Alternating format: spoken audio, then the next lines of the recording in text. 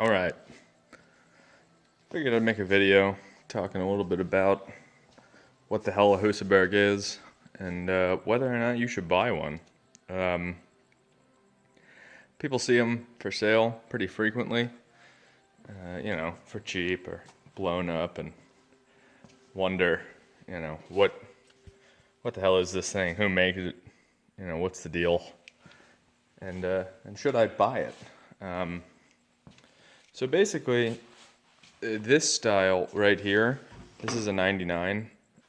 This was the last year of the cable clutch and this style motor. For 2000, they made a very similar motor, but it had a hydraulic clutch on it, and it was only 2000s. After that, they go to a different style frame, different style plastics. Well, the frame's pretty similar, but different style engine.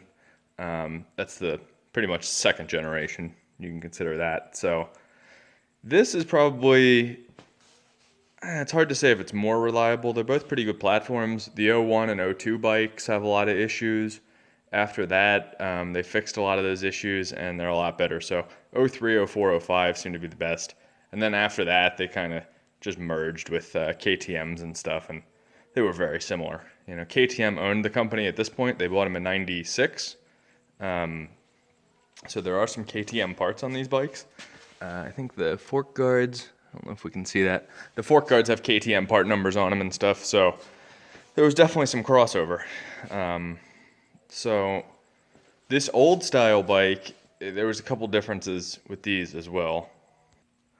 The first probably being is you can get electric and kickstart only. So this one is an electric start model, and as you can see, it has the starter motor on the front of it there.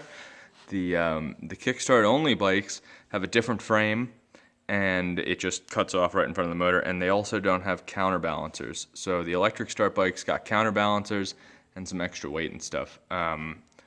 You really don't need the electric starter. The counterbalancer is nice though. They're not too hard to start, and these ones are really smooth. This is a really smooth engine, and we'll talk about it and show it running and everything too. But they're great motors. This is a 600 with a 6-speed. There was a few different options for the transmissions. You could get 4 speeds or you could get 6 speeds, and the different models came with different gearing. You can see the breakdown in the service manual. And then also just the different size motors, 350s, 400s, 501s, and 600s. And the difference was just the bore and the stroke. Between the 500s, the cylinder is the same, or the piston size is the same. The stroke was just increased by 13 millimeter. And if you see, you can see the height of the jug right there. And then this is my 501, which is also 99. And you can see it's not nearly as tall, about 13 millimeters difference. So that was how they got the extra displacement between 501 and the 600. So there's also a motocross version, a street legal version, and then like a trail one they called it, FX, FE, and FC. I have all three of them, and there was actually a difference between the FC's got lighter flywheels and different gearing, obviously. And then the FEs were the Enduros, so they came with the lights. These are FE lights that I have on this bike, and an older style shield front headlight. And the FX was sort of like a mix of both of them. It came with the heavier flywheel, but didn't come with lights, I think. This is an FX, but I put the lights on, so it didn't originally come with them, or the harness. I took all that from the 501. So otherwise, I think they're pretty much the same. I think they did have different tanks, and some of them only use a single air filter, I think the FCs. So that's a little different.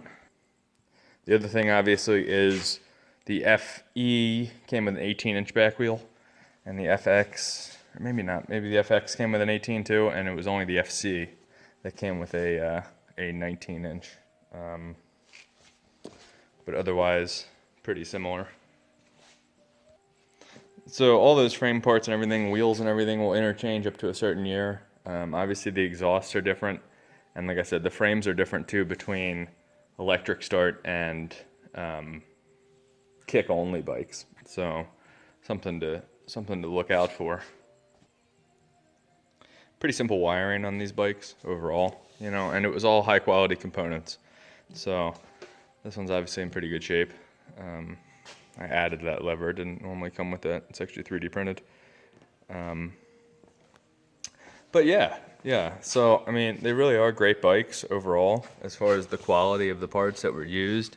And, you know, from 96, 97-ish up until 99, they had, you know, forced oiling on this RFS style motor. And this is the reason that KTM really bought the company, aside from, you know, losing to Husaberg in the Enduro Championships. And you know, this is the same basis, this engine, for the RFS KTMs, the 400s, the 525s, the 520s. So it's a really solid motor, you know, very simple, very easy to work on. The single cam and the followers and everything, it's all, you know, super easy. These bikes came with Del Ordo's PHM 40s. Not the best carb. I think that the FCRs that came on the KTMs are much better. So you can update it to an FCR as well. But otherwise, yeah, very similar internally. You know, when I was rebuilding the 501 or stripping it apart, the head gasket is actually the same between a 525 KTM and the Husaberg. So, and I think you can actually interchange the heads and stuff too. So, very, very similar motors. These only hold a quart of oil, so you definitely want to change the oil frequently. It's probably the biggest killer. Is people run them low on oil, and that kind of does them in. So definitely check that out. And yeah, we're running out of time here, so I'll make this a 2-part video talking about these bikes because we have more to discuss.